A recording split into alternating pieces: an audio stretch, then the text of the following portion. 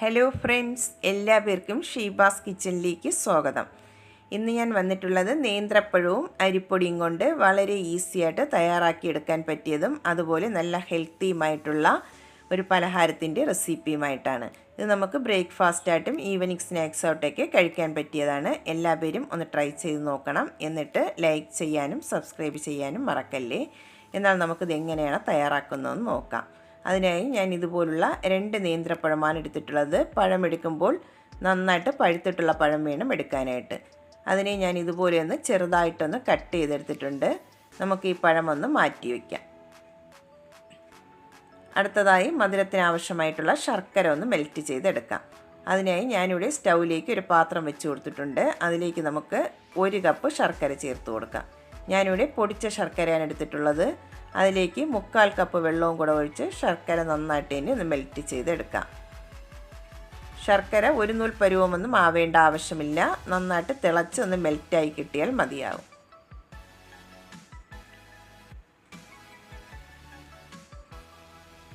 ശർക്കര ഇവിടെ നന്നായിട്ട് തന്നെ തിളച്ച് ഒന്ന് മെൽറ്റായി വന്നിട്ടുണ്ട്. ഇനി കല്ലൊക്കെ ഉള്ള ശർക്കരയാണെങ്കിൽ ഒന്ന് അരിച്ചിട്ട് വേണം എടുക്കാനായിട്ട്. ഞാനിവിടെ കല്ലില്ലാത്ത ശർക്കരയാണ് എടുത്തിട്ടുള്ളത്. ശർക്കര നമുക്ക് മാറ്റി വയ്ക്കാം. അടുത്തതായി വേറൊരു പാൻ സ്റ്റൗവിലേക്ക് വെച്ച് കൊടുത്തിട്ടുണ്ട്. അത് നന്നായിട്ട് ഇനി ഒന്ന് ചൂടായി വന്നതിന് ശേഷം 2 ടീസ്പൂൺ നെയ്യ് ചേർത്ത് കൊടുക്കാം. നെയ്യ് ഇവിടെ ചൂടായി വന്നിട്ടുണ്ട്. ഇനി അതിലേക്ക് ചേർത്ത് കൊടുക്കേണ്ടത് കട്ട് ചെയ്ത് വെച്ചിട്ടുള്ള പഴമാണ്. അതും കൂടെ ചേർത്ത് കൊടുക്കാം.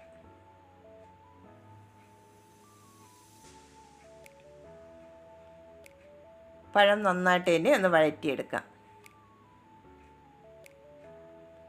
പഴം നന്നായിട്ടൊന്ന് കുക്കായി നല്ല സോഫ്റ്റായിട്ട് കിട്ടണം. അതുവരെ ഒന്ന് വഴറ്റിയെടുക്കണം.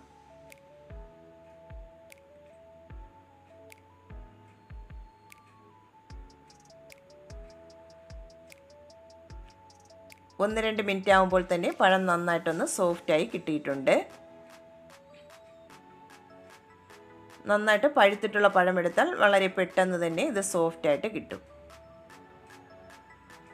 പഴം ഒന്ന് റെഡിയായി വരുമ്പോൾ അതിലേക്ക് ഇനി നമുക്ക് 1/2 കപ്പ് തേങ്ങ ചിരകിയതും കൂടെ ചേർത്ത് കൊടുക്കാം. എന്നിട്ട് അതും കൂടെ നന്നായിട്ട് തന്നെ ഒന്ന് റോസ്റ്റ് ചെയ്തെടുക്കാം. തേങ്ങയുടെ വെള്ളത്തിൻ്റെ അംശമെല്ലാം ഒന്ന് മാറിക്കിട്ടുന്നത് വരെ ഒന്ന് റോസ്റ്റ് ചെയ്തെടുക്കണം.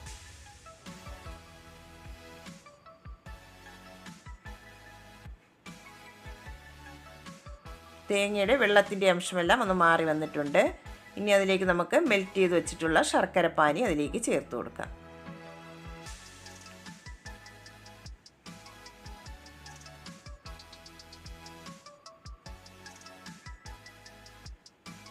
ഇനി അതിലേക്ക് ചേർത്ത് കൊടുക്കുന്നത് 2 ടേബിൾ സ്പൂൺ റവയാണ് ഞാനിവിടെ ചേർത്ത് കൊടുക്കുന്നത്.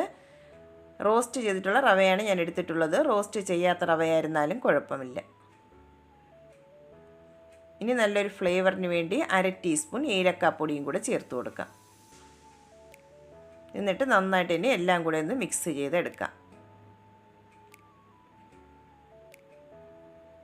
ഈ ശർക്കര പാനി നന്നായിട്ട് തന്നെ ഒന്ന് തിളച്ച് വരണം. അതുവരെ നന്നായിട്ട് ഇതുപോലെ ഒന്ന് മിക്സ് ചെയ്തെടുക്കാം.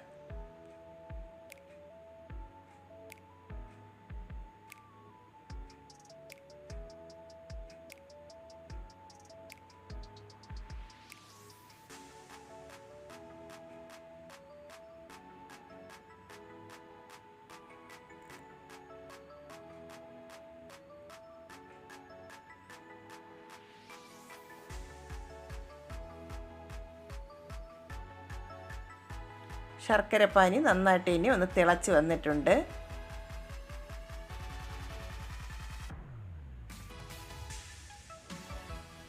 ഇനി നമുക്ക് സ്റ്റൗ ഒന്ന് മീഡിയം ഫ്ലെയിമിലേക്ക് ആക്കിയതിന് ശേഷം നമുക്കിതിലേക്ക് അരിപ്പൊടി ചേർത്ത് കൊടുക്കാം.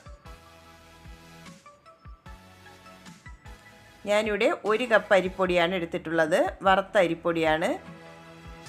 പത്തിരിപ്പൊടിയോ ഇടിയപ്പപ്പൊടിയോ എടുക്കാവുന്നതാണ്. അതിൽ നിന്നും ആദ്യം കുറച്ച് ചേർത്ത് കൊടുക്കാം. ആവശ്യമുണ്ടെങ്കിൽ വീണ്ടും ചേർത്ത് കൊടുക്കാം. കുറച്ച് ചേർത്തതിന് ശേഷം നന്നായിട്ട് തന്നെ ഒന്ന് മിക്സ് ചെയ്തെടുക്കാം.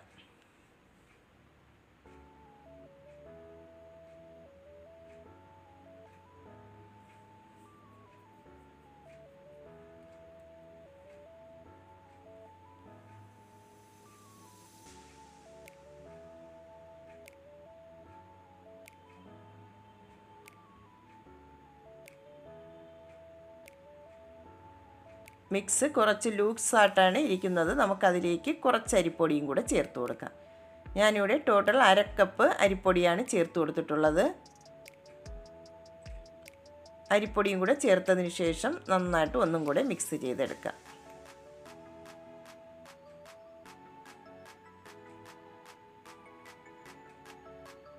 ലോ ഫ്ലെയിമിൽ വെച്ചിട്ട് വേണം അരിപ്പൊടി ചേർത്ത് കൊടുക്കാനായിട്ട്. നന്നായിട്ട് ഇതുപോലെ പാനിൽ നിന്നെല്ലാം ഒന്ന് വിട്ട് വരുന്ന പരുവമാവുന്നത് വരെ നന്നായിട്ട് തന്നെ ഒന്ന് മിക്സ് ചെയ്തെടുക്കണം.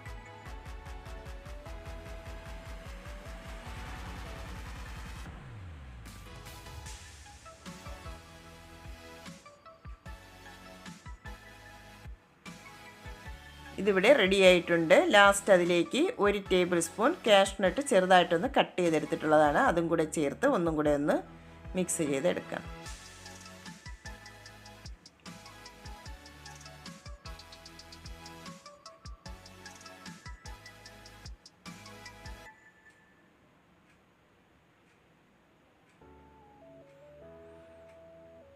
ഇതിവിടെ റെഡി ആയിട്ടുണ്ട്. നമുക്കിനി ഇതൊന്ന് കുറച്ച് നേരം ഒന്ന് തണുക്കാനായി മാറ്റി വയ്ക്കാം. വേറൊരു പ്ലേറ്റിലേക്ക് മാറ്റി കൊടുക്കാം.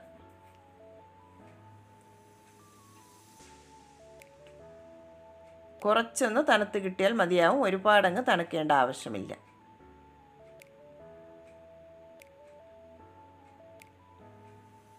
കുറച്ചൊന്ന് തണുത്ത് വന്നിട്ടുണ്ട്. ചെറിയ ചൂടോടുകൂടി വേണം ഇതിനൊന്ന് ഷേപ്പ് ചെയ്തെടുക്കാനായിട്ട്. നിങ്ങൾക്ക് ഇഷ്ടമുള്ള ഷേപ്പിൽ ഷേപ്പ് ചെയ്തെടുക്കാവുന്നതാണ്. ഞാനിവിടെ ഇതുപോലെ ബോൾസ് ആക്കിയാണ് എടുക്കുന്നത്, ലഡുവിൻ്റെയൊക്കെ ആകൃതിയിൽ. കയ്യിലൊന്ന് ഓയിലോ നെയ്യോ ഒന്ന് സ്പ്രെഡ് ചെയ്തതിന് ശേഷം വേണം ഒന്ന് ഇതുപോലെ ഒന്ന് ബോൾസ് ആക്കി എടുക്കാനായിട്ട്. ഞാനിവിടെ ഒരെണ്ണം ഒന്ന് റെഡിയാക്കി എടുത്തിട്ടുണ്ട്. നമുക്കിനി ഒരെണ്ണം കൂടെ ഒന്ന് റെഡിയാക്കി എടുക്കാം.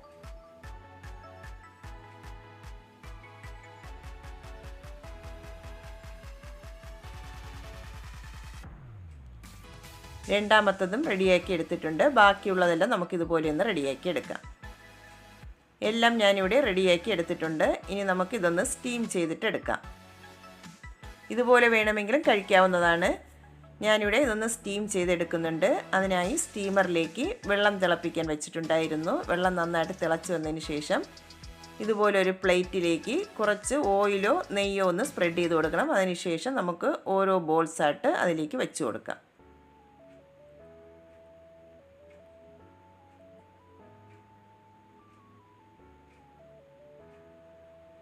ഇനി നമുക്ക് അടച്ച് വെച്ച് ഒരു 5 മിനിറ്റ് ഒന്ന് കുക്ക് ചെയ്തെടുത്താൽ മതിയാകും. എല്ലാം നന്നായിട്ട് കുക്കായിട്ടുള്ളതാണ്. അതുകൊണ്ട് ഒരു 5 മിനിറ്റും കൂടെ ഒന്ന് കുക്ക് ചെയ്തെടുത്താൽ മതിയാകും. സ്റ്റീം ചെയ്യാൻ വെച്ചിട്ട് 5 മിനിറ്റ് ആയിട്ടുണ്ട്. നമുക്ക് അടപ്പൊന്ന് തുറന്ന് നോക്കാം. നന്നായിട്ട് തന്നെ ഇവിടെ കുക്കായി കിട്ടിയിട്ടുണ്ട്. നല്ല ടേസ്റ്റി ആയിട്ടുള്ള ബനാന ബോൾസ് ഇവിടെ റെഡി ആയിട്ടുണ്ട്. എല്ലാവരും ട്രൈ ചെയ്ത് നോക്കിയിട്ട് സപ്പോർട്ട്